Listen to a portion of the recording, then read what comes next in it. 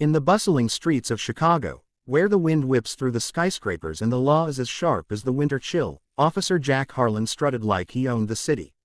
With his badge gleaming under the streetlights, he believed he was invincible, a king in blue uniform, bending rules to fit his ego. But on a rainy night in October, he pulled over a sleek black sedan for what he called a routine traffic stop. Little did he know, the driver, a poised woman named Elena Vasquez, was no ordinary citizen.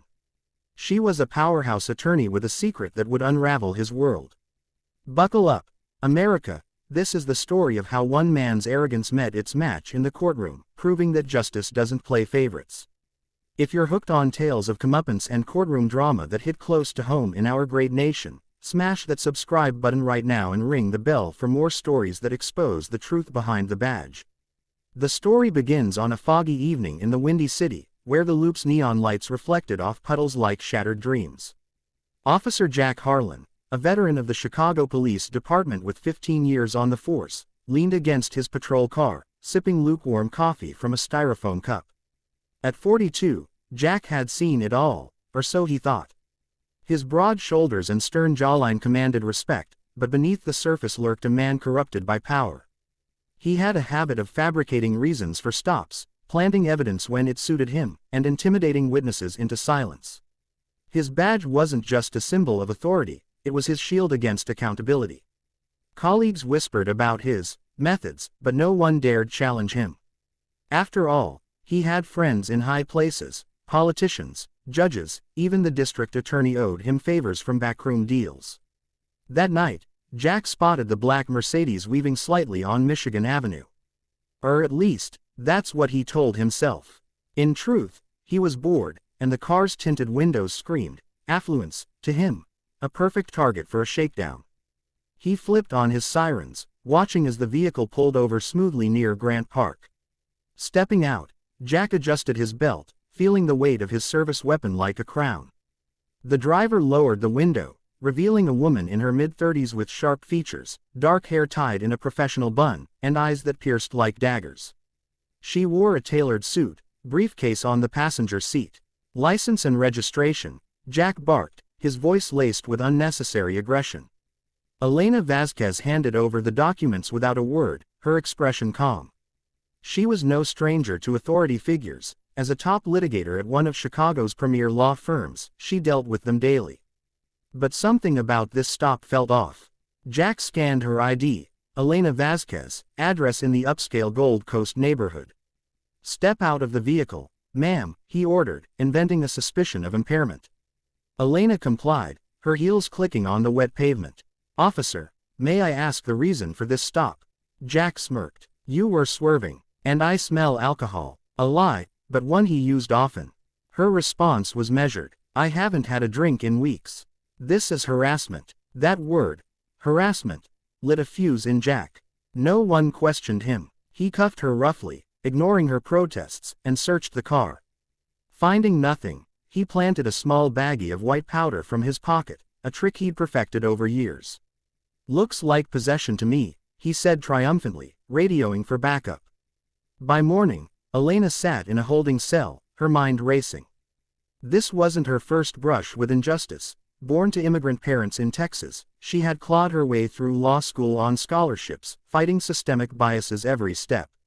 But this felt personal. As she was arraigned on fabricated drug charges, she requested bail and began plotting.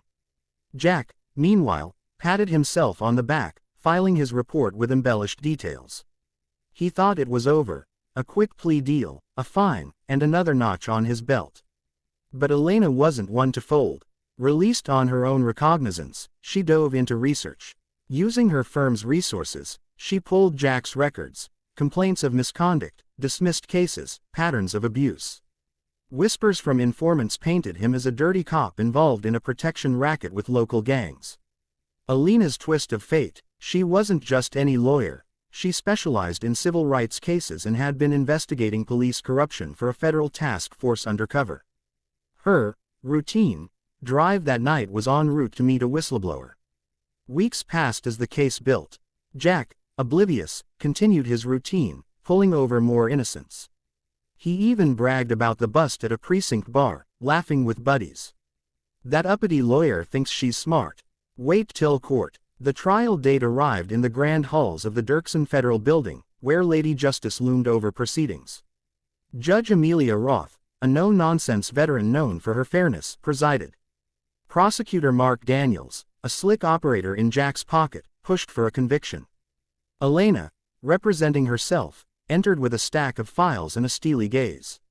"Objection, Your Honor," Elena interjected during Jack's testimony, where he recounted the swerving and discovery of drugs. The officer's body cam footage shows no such behavior. Jack faltered. He had forgotten to activate his camera, a common ploy. But Elena had subpoenaed traffic cams from the avenue, proving her driving was impeccable. The courtroom murmured as videos played, exposing his lie. Twist 1 unfolded. Elena revealed lab results on the planted drugs. They matched residues from a previous bust Jack handled, linking him to evidence tampering. "This isn't isolated," she declared, presenting affidavits from 3 former victims who had been coerced into silence. Jack sweated under the collar, his untouchable facade cracking. He glanced at the prosecutor, who avoided eye contact. But the real bombshell dropped when Elena called her surprise witness, Sergeant Lisa Torres, Jack's former partner, who had turned state's evidence after years of covering for him. Torres testified to witnessing multiple plants, including one that sent an innocent man to prison for 5 years. The gallery gasped. Jack lunged forward, shouting, "She's lying. This is a setup." But the judge banged her gavel, ordering restraint. As cross-examination intensified, Elena unveiled digital forensics. Jack's phone records showed calls to gang leaders hours before her stop. He was tipping them off for kickbacks, and her car matched a description of a rival's vehicle. He had meant to intimidate someone else but grabbed the wrong target. In a dramatic turn, Elena played an audio recording from her dash cam, hidden under her firm's tech upgrades. Jack's voice boomed. "You think you're above this? My badge says otherwise." The jury's faces hardened. Jack's defense crumbled. He took the stand again, perjuring himself further, but Elena trapped him in contradictions. By closing arguments, the case had flipped. Not just her acquittal, but indictments loomed for Jack. The verdict: not guilty for Elena. But the twist deepened post-trial. As Jack was arrested in the courtroom for perjury and tampering, Elena approached him. "You brought the wrong woman to court," she whispered. Unbeknownst to all, Elena was the whistleblower's sister, the man Jack had framed years ago, now freed due to her efforts. Months later, Jack's trial exposed a department-wide scandal, leading to reforms. Elena rose to prominence, championing police accountability nationwide. Jack, stripped of his badge, rotted in prison, learning too late that power unchecked breeds its own downfall. The story expanded from there, delving into Jack's backstory. Born in a rough South Side neighborhood, he joined the force to escape poverty, but bitterness from a botched case early on, where a criminal walked free, twisted him. He started small, overlooking tickets for friends, then escalating to bribes. His marriage crumbled under the strain, his ex-wife citing his paranoia. Elena's arc intertwined. Her family's immigration struggles fueled her passion, but a personal loss, her brother's wrongful incarceration by Jack's hand, drove her undercover role. Subplots wove in. A rookie cop, Mike Riley, idolized Jack but grew suspicious, eventually aiding Elena. A corrupt mayor tried covering up, but leaks to the press orchestrated by Elena forced transparency. Twists included a near-miss assassination attempt on Elena, traced to Jack's gang ties, and a courtroom revelation that Jack's high places friend, the DA, was his half-brother, adding familial betrayal. The narrative built tension through stakeouts, late-night confrontations, and emotional monologues. Elena's internal conflict, vengeance versus justice, humanized her. Jack's descent showed remorse flickering, but ego prevailed until the end. In detailed scenes, the story explored Chicago's underbelly, back alleys where deals happened, precinct locker rooms buzzing with gossip, courtrooms echoing with objections. Dialogues crackled. "You can't touch me," Jack sneered. "Watch me," Elena retorted.